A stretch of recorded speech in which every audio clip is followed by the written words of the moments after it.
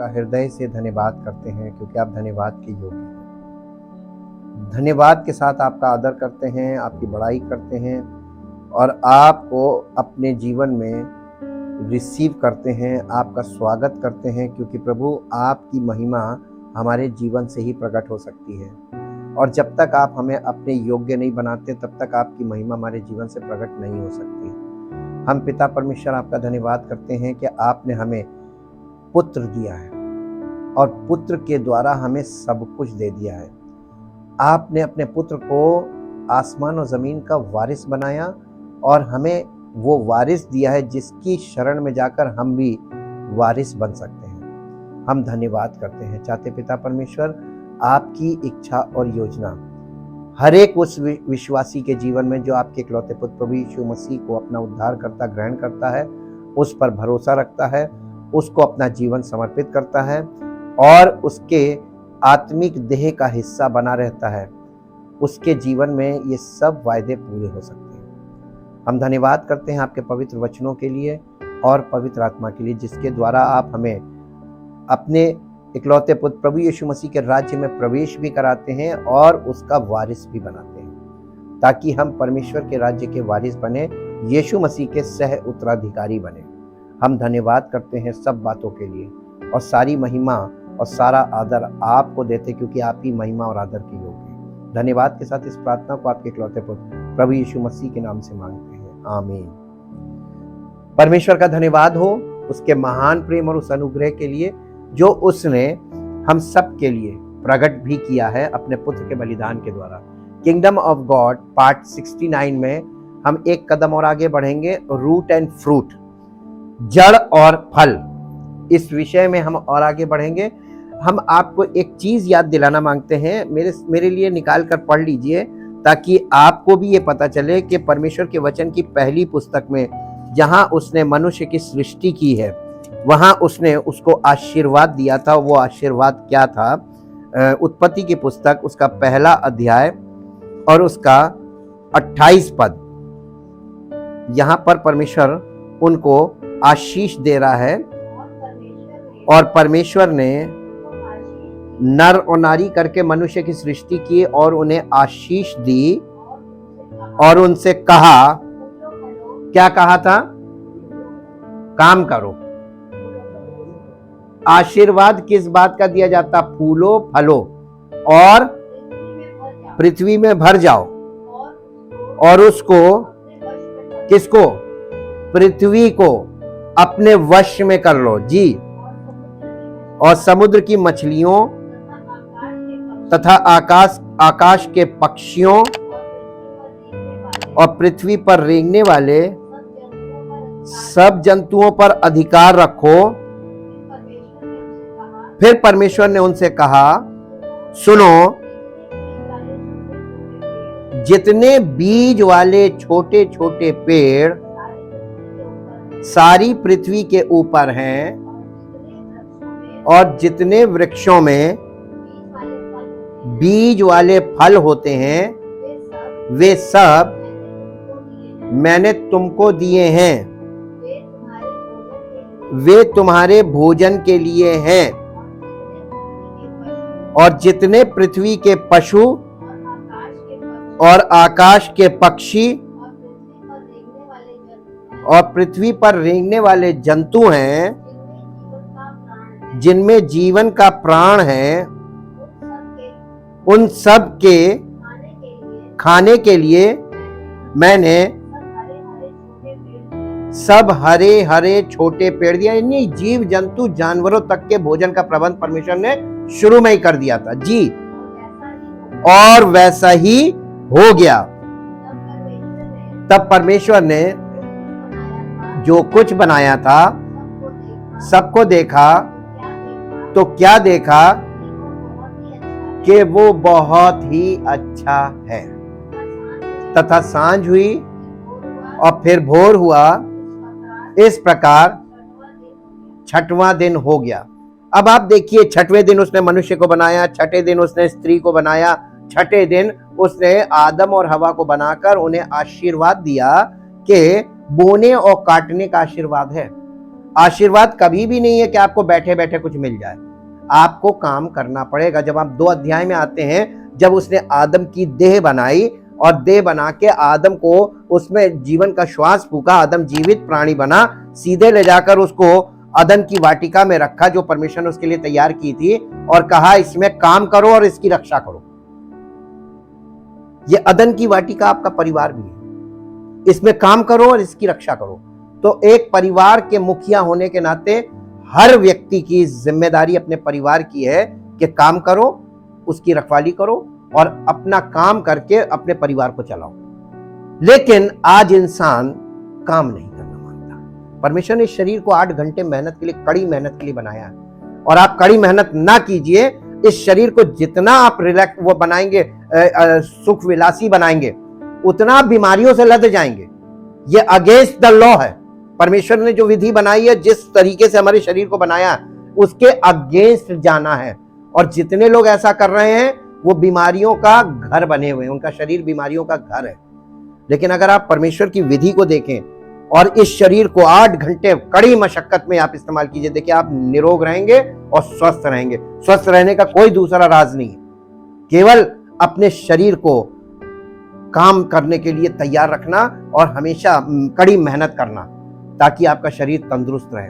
भोजन पचेगा नहीं तो बीमारी, अपच सबसे बड़ी बीमारी है।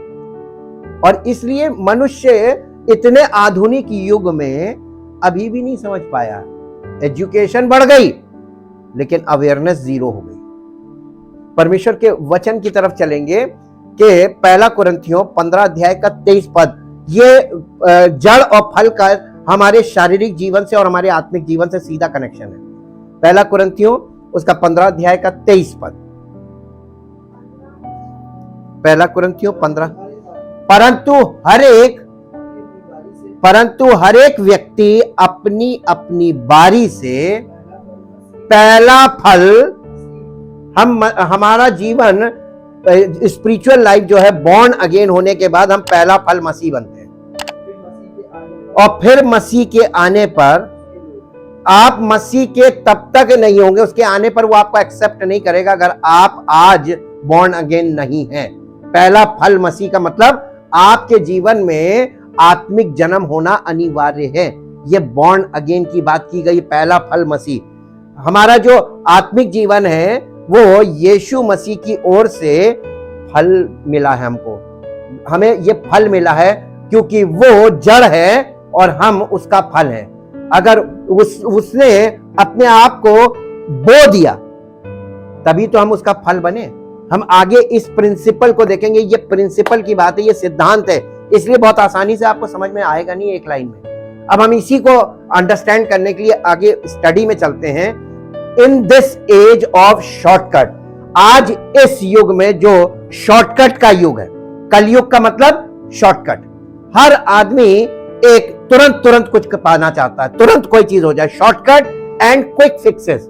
ये जो कलयुग है, इसको इंग्लिश में बोला गया है the age of shortcut and quick fixes. तुरंत से जोड़ देना, तुरंत से जुड़ जाना, और कोई चीज हो तुरंत से हो जाना। कहीं जाना है तो प्रॉपर वे से ना जाना, शॉर्टकट पकड़ लेना। ये इस युग की खासियत है। और इसीलिए कोई व्यक्ति परमेश्वर के मार्ग में चलने को राजी नहीं है, क्योंकि उसके आसपास के लोग उसे शॉर्टकट बताते हैं। आप दुनिया के लोगों के शॉर्टकट पे चल के देख लीजिए, 10 साल 20 साल 30 साल, जब काम ना बने तो फिर वापस आइएगा। लेकिन आपका उतना समय जो बर्बाद गया ना, आप कहां से कहां पहुंच सकते थे, शॉर्टकट के चक्कर में आपने अपना समय बर्बाद कर लिया। We sometime forget the principle. कई बार अक्सर हम लोग इस सिद्धांत को भूल जाते हैं कि that roots have to be established downward. ये कि हम जड़ को नीचे, जड़ स्थापित होना बहुत जरूरी है। अगर हमारे जीवन में, आत्मिक जीवन में, शारीरिक जीवन में, हमारे पारिवारिक जीवन में अगर जड़ नहीं होगी नीचे की तरफ, before fruit can be born upward, इससे पहले कि ऊपर फल आए, पहले जड़ होनी जरूरी है। और बिना जड़ के फल आएगा नहीं। क्या आपके व्यक्तिगत जीवन में, आपके आत्मिक जीवन में, मसीही जीवन में जड़ है? जड़ यीशु मसीह है। कोई व्यक्ति ये कहे कि है, तो मसीह आपके जीवन में अगर है तो आपके अंदर जड़ है, और जड़ है तो फल आत्मा के फल होंगे। वो फल जड़ से पैदा होते हैं। भजन संहिता 92 अध्याय 12 से 15 पद, द बुक ऑफ साम चैप्टर 92 वर्स 12 to 15। धर्मी लोग खजूर के समान फूले फलेंगे। यहां पर खजूर से कंपेयर किया जा रहा है। वो धर्मी का मतलब है जो यीशु मसीह पर विश्वास करता है, परमेश्वर उसे धर्मी ठहराता है, और जिसे परमेश्वर धर्मी ठहराता है उसके बारे में बात की जा रही है कि धर्मी लोग खजूर के समान फूले फलेंगे। खजूर की खासियत मालूम क्या है? क्यों खजूर से कंपेयर किया? अगर मैं आपसे सवाल करूं, आपको नहीं मालूम, क्योंकि बॉटनी भी नहीं मालूम है। आप इस संसार में रहते जरूर, लेकिन आपको संसार की किसी भी सिद्धांत आपने सीखा ही नहीं, जाना ही नहीं, और आपने शॉर्टकट्स जाने हैं, क्विक फिक्स। आप किसी ने किसी को जल्दी से जिधर ये किया, वो जादू कर दिया, वो टोना टोटका कर दिया, आप इन चीजों में बिलीव करते हैं। लेकिन सच्चाई क्या है? वो चीजें सब फेल हो जाएंगी। करके देख लीजिए। जो लोग कर रहे हैं वो पीड़ित भी हैं, उनका कोई काम नहीं बनता है। अब देखिए, ये खजूर के पेड़ से क्यों कंपेयर किया गया? खजूर का पेड़ रेगिस्तानी इलाकों में होता है जहां पानी नहीं होता है, और खजूर का पेड़ ऐसी जगह होता है जो निर्जल भूमि होती है। निर्जल और निर्जन भूमि में फलवंत होने वाला पेड़ खजूर का पेड़ है। आप देखिए, पाम संडे के दिन खजूर की डालियां, जिस जगह का ये इंसिडेंट, वहां खजूर के पेड़ बहुत होते हैं, और खजूर की डालियां यूं होती हैं जो ट्रायम्फेंट विक्ट्री को दिखाती हैं, यानी जयवंत होने को दिखाती हैं। ये हर चीज में सिंबल्स हैं, और लोग सिंबल को पकड़ लेते हैं, उसकी मीनिंग नहीं जानते। और खजूर का जो फल होता है, इतना कीमती फल है, उसके बारे में किसी को नहीं मालूम है। एचबी लेवल जितनी फास्ट वो बढ़ा सकता, कोई चीज नहीं बढ़ा सकती। हाजमा दुरुस्त रखता है, इतना कीमती फल है वो। और खजूर के पेड़ के साथ एक सच्चे विश्वासी की तुलना की जा रही है कि धर्मी जन खजूर के समान फूलेंगे, फलेंगे, और लबानोन के देवदार के समान बढ़ते रहेंगे। अगर हाइट देखिए तो लबानोन के देवदार सबसे ऊंचे पेड़ होते हैं। ये ग्रोथ है जी। कहां पे ये होगा? वो कहां पे? वे, यानी ये उन लोगों की बात की जा रही है जो सच्चे यीशु मसीह के मानने वाले हैं, दिल से और पूरे मन से उस पर विश्वास करने वाले हैं, और पवित्र आत्मा के अनुसार चलने वाले, वो धर्मी। वे परमेश्वर के भवन में रोपे जाकर हमारे परमेश्वर के आंगनों में कहां पे फलवंत होंगे? संसार में नहीं होंगे, परमेश्वर के भवन में, कलीसिया में, वहां रोपे जाएंगे। जब आप बॉर्न अगेन होते हैं तो पिता पुत्र पवित्र आत्मा आपको रोप देते हैं। कहां? आपने धान की रोपाई देखी है? धान को रोपा जाता है, धान का बीज नहीं बोया जाता है, उसका पौधा रोपा जाता है। रोपते हैं प्लांट। परमेश्वर आपको पहले बॉर्न अगेन करता है, पहले फेज का काम वो करता है, और जब आप पौधा बन जाते हैं तो आपको कलीसिया में रोप देता है। और ये रोपाई का काम है। इसको इंग्लिश में बोलते हैं प्लांटेशन, प्लांट करना। और प्लांट करने से आप याद कीजिए, मैंने आपको परमेश्वर की धार्मिकता के बारे में दो बातें बताई थी, इम्प्यूटेड राइचियसनेस और इम्प्लांटेड राइचियसनेस। परमेश्वर अपनी कलीसिया में मसीह की देह में आपको रोपता है ताकि वहीं पे आप फूले फलें। आगे पढ़िए। वे पुराने होने पर भी फलते रहेंगे और रस भरे और लहलहाते रहेंगे, पुराने होने पर भी, जिससे ये प्रकट हो कि यहोवा सच्चा है, वो मेरी चट्टान है और उसमें कुटिलता कुछ भी नहीं है। ये आप इंग्लिश एम्पलीफाइड में घर में जाके पढ़िएगा, आपको नए नियम के उसमें रेफरेंसेस मिलेंगे। ये नए नियम से जुड़ी बात यहां पर कही जा रही है प्रोफेटिकली। और इसके बाद हम आगे बढ़ते हैं, the principle of root and fruit, यानी हम उस सिद्धांत को देखेंगे, जड़ और फल के सिद्धांत को। If we would be wise and successful, अगर हम बुद्धिमान और सफल होना चाहते हैं, वी मस्ट अंडरस्टैंड, तो हमें यह समझने की जरूरत है, वेरी वेल, अच्छी तरीके से, एंड पुट इनटू प्रैक्टिस, और हमें इस चीज को अपने व्यवहार में लाने की जरूरत है। द प्रिंसिपल इज दैट, वो सिद्धांत ये है, you have to make root downward, कि तुम पहले जड़ पकड़ो नीचे की तरफ। अगर तुम सफल होना मांगते हो जीवन में और फलवंत होना मांगते हो तो पहले जड़ पकड़ना। और जड़ वाला पकड़ने वाला जो पार्ट होता है उसमें आपको कुछ दिखाई नहीं देगा कि आपके जीवन में कुछ हो रहा है, कुछ नहीं होगा। To make root downward before you can bear fruit upward, इससे पहले कि तुम फल पैदा करो पहले जड़ पकड़ो। तो हमें सबसे ज्यादा ध्यान किस बात पे देना चाहिए आत्मिक जीवन में? जड़ पकड़ने में ध्यान देना चाहिए, ताकि हमारा आत्मिक जीवन फलवंत हो। इसके लिए मेरे साथ निकाल लीजिए यशायाह नबी की पुस्तक, उसका 11 अध्याय का पहला दूसरा पद। ये प्रोफेटिक मैसेज है यहाँ पे यीशु मसीह। तब यिशै के ठूंठ में से एक डाली फूट निकलेगी और उसकी जड़ में से एक शाखा निकलकर फलवंत होगी। एक शाखा फलवंत होगी जड़ में से निकलकर। जी, यहोवा का आत्मा, बुद्धि और समझ का आत्मा, युक्ति और पराक्रम का आत्मा, और ज्ञान और यहोवा के भय का आत्मा उस पर ठहरा रहेगा। ये मालूम किसके बारे में कहा गया? यीशु मसीह के बारे में। उस पर ठहरा रहेगा। देखिए कितना एकदम ऐसे शब्दों में ये बताया गया है कि हमको ये पता चल जाए कि यीशु मसीह अगर जड़ है हमारे आत्मिक जीवन का, मसीही जीवन का, तो हम उसका फल होना चाहिए। तो जैसा वो है वैसे ही हमारे जीवन में भी होगा। जी, इसके साथ 27 अध्याय का यशायाह नबी की पुस्तक 27 अध्याय का 6वां पद पढ़िए।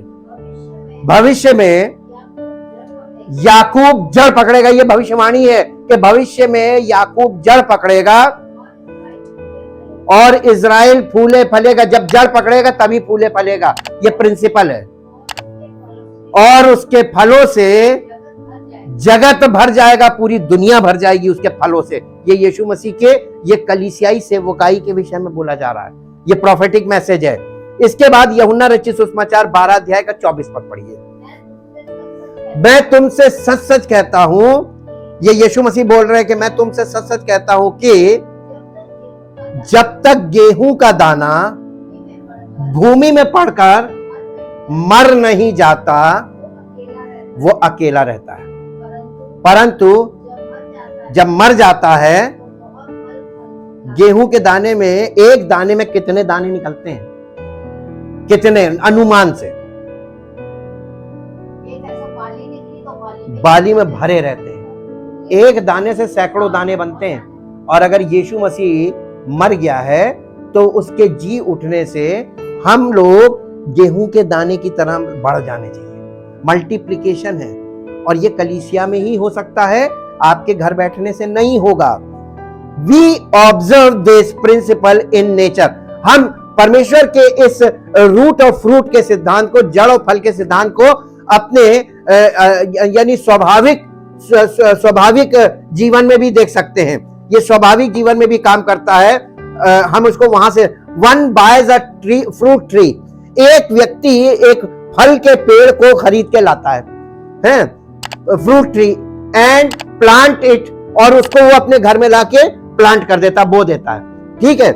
For a long time nothing seems to be happen, और एक लंबे समय तक उसको कुछ नहीं पता चलता कि कुछ हो रहा है कि नहीं हो रहा। पेड़ की एक बहुत खास पहचान, जो लोग गार्डनिंग करते हैं, जिनको ये शौक है, आप उनसे बात कीजिए, वो बताएंगे। पेड़ जब खरीदा जाता है और उसको लगाया जाता है तो उसमें वो पेड़ चला के नहीं चला, ऐसे ही बोलते हैं ना। अगर वो चल गया तो उसमें खूब उसकी देखभाल तो वैसे की जाती है। अगर वो चल गया तो वो हरा भरा होता है, बढ़ता है, और उसकी शाखाएं बढ़ती हैं, और वो फल आने तक बढ़ता है। तो जब आप पेड़ लाके बोते हैं, खरीद के लाते हैं, उसको बोते हैं, तो उसको बहुत लंबे समय तक आपको कुछ नहीं दिखेगा कि कुछ हो रहा है। अब आगे पढ़िए, यहां पे लिखा है कि येट अंडर द ग्राउंड, ठीक उसी समय जमीन के अंदर कुछ हो रहा होता है। जब आप पेड़ लगाते हैं लाके, तो उस पेड़ का आपको बाहर से, ऊपर से देखने में लग रहा है कुछ नहीं हो रहा पेड़ में, लेकिन उस समय जमीन के अंदर कुछ हो रहा है, वो पेड़ की जड़ बढ़ रही है, अनसीन बाय अस। जो जड़ का काम हो रहा है, जड़ बढ़ रही है, जड़ फैल रही है, वो हम देख नहीं सकते, वो अनसीन बाय अस, हमारे देखने के बाइद है, हम नहीं देख सकते। The plant is making root, इसका मतलब वो पेड़ अपनी जड़ बना रहा है, जड़ फैल रही है, और जड़ उसको स्टेबल करती है, नरिश करती है, और उसको फ्रूटफुल करती है। Give the tree a season to make root, यानी हमको पेड़ को ये मौका देना चाहिए, समय देना चाहिए कि वो जड़ पैदा करे, उसके अंदर जड़ पैदा हो। To make a root downward, ताकि वो अंदर की तरफ उसकी जड़ बढ़े। And then it will grow upward and bear much fruit, जब वो जड़ फैलेगी उसकी और जड़ बढ़ेगी, तभी वो पेड़ बढ़ेगा और फल देगा। मेरे साथ एक पद निकालिए, लूका रचित सुसमाचार उसका 13 अध्याय उसका 6 से 9 पद। फिर यीशु मसीह ने यह दृष्टांत भी दिया, किसी की अंगूर की बारी में एक अंजीर का पेड़ लगा हुआ था, वो उसमें फल ढूंढने आया परंतु ना पाया।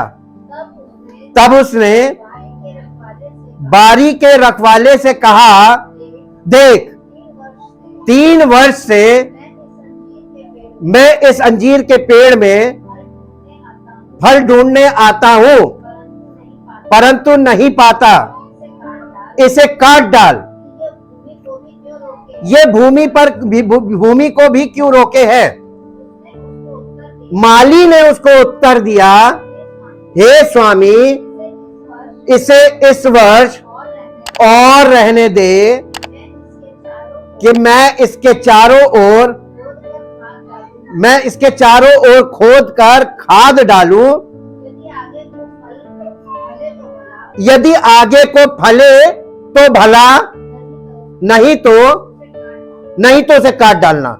यहां पे आप एक बात सीखिए, ये प्रिंसिपल बताया जा रहा है कि अंजीर की बारी में, अंजीर के बाग में माली वहां पे रखा हुआ था। मालिक आया, उसने अंजीर के वो 3 साल से एक पेड़ में फल नहीं देख रहा था, और उसने माली से कहा, इस पेड़ को काट डालो, ये जगह घेरे हुए है, फल नहीं दे रहा है। ये जो फलवंत पेड़ नहीं होता उसको कोई पसंद नहीं करता है। जैसे हमारे देश में गाय पालते हैं लोग, लेकिन जब दूध नहीं देती तो उसको बाहर निकाल देते हैं, उसकी कोई वैल्यू नहीं है। गाय की वैल्यू तब तक जब तक वो दूध दे रही।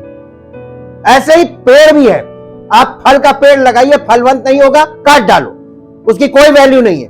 परमेश्वर के वचन में लिखा है, यीशु मसीह कहने लगा, मैं दाख लेता हूं, तुम डालियां हो, और जो डाली मुझ में नहीं फलती उसे काट डालता है। कौन? पिता। पिता कौन है? पिता परमेश्वर। वो किसान है, मेरा पिता किसान, और वो उसे काट डालता है। जो डाली मुझ में फलती है उसे वो छांटता ताकि और फले। अब यहाँ पर प्रिंसिपल देखिए, माली ने उससे विनती की कि इस वर्ष रहने दे। 3 साल उसने कहा नहीं आया फल, उसने कहा 4था साल 1 साल और दे दे। परमेश्वर प्रभु यीशु मसीह हमारे और आपके लिए विनती करते पिता से, इस वर्ष इसे रहने दो, एक मौका और दे दो।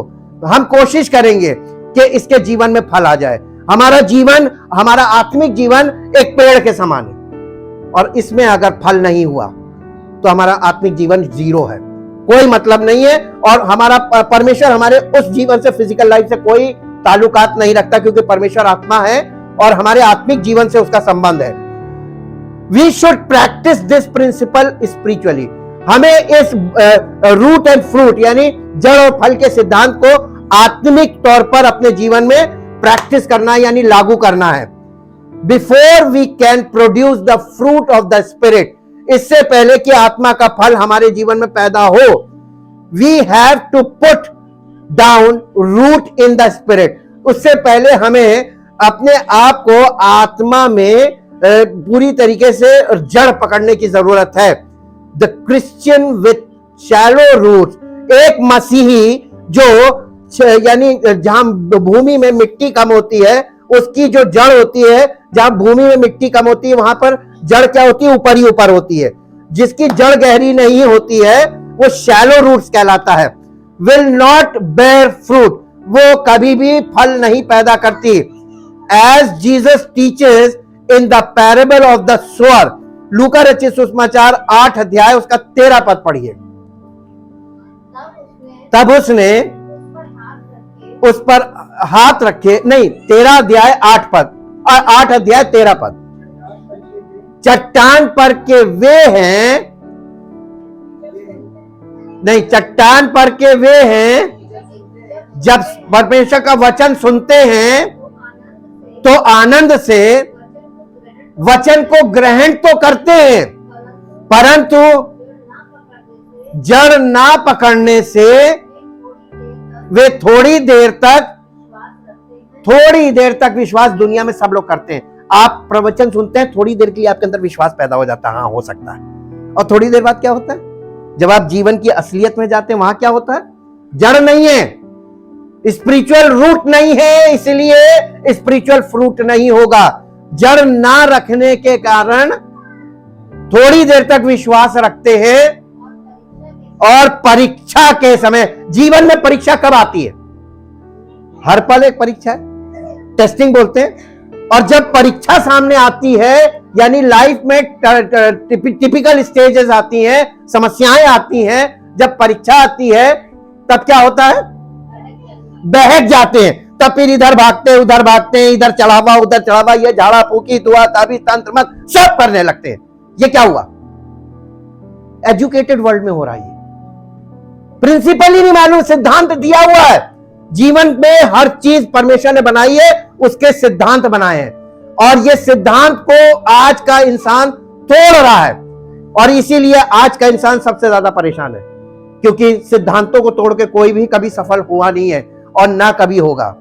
Thank you thank you thank you Lord. परम पिता परमेश्वर, हम आपका हृदय से धन्यवाद करते हैं। आपका वचन हमें जीवन के वो सिद्धांत बताता है जिससे आज की संसार के लोग कोसों दूर हैं, क्योंकि उन्होंने कभी आपके वचन को सुना नहीं, जाना नहीं और ना मन लगाया, और वो आपस में एक दूसरे से बातचीत करते हैं, एक दूसरे के विचारों को सुनते हैं, और हर व्यक्ति दूसरे व्यक्ति के विचारों को फॉलो करने लगता है, ताकि प्रभु आपके वचन के द्वारा हमारा जीवन परिवर्तित हो। इसीलिए आपने हमें अपने वचन दिए हैं, और जो कोई आपके वचन में मन लगाता है उसके जीवन में आपकी सामर्थ्य सिद्ध होती है, और उसका जीवन आपकी महिमा का कारण बनता है। आज आपसे विनती करते हैं पिता परमेश्वर कि जितने लोग आपके वचन को सुने, पूरे मन से सुने, और आपने जो सिद्धांत बनाए हैं जीवन के, उन सिद्धांतों को ध्यान दे, ताकि उसे ये मालूम हो कि परमेश्वर ने इस पृथ्वी पर सब कुछ के सिद्धांत रखे हैं, और उन सिद्धांतों से अलग होकर हम कभी सफल नहीं होंगे, बल्कि हम विनाश की ओर जाते हैं, डिस्ट्रक्शन की ओर जाते हैं। हम सबका जीवन आपकी महिमा में प्रकट हो और आपकी महिमा का कारण बने। इस प्रार्थना को आपके इकलौते पुत्र प्रभु यीशु मसीह के नाम से मांगते हैं, आमीन। Praise the Lord. परमेश्वर आपको आशीष दे।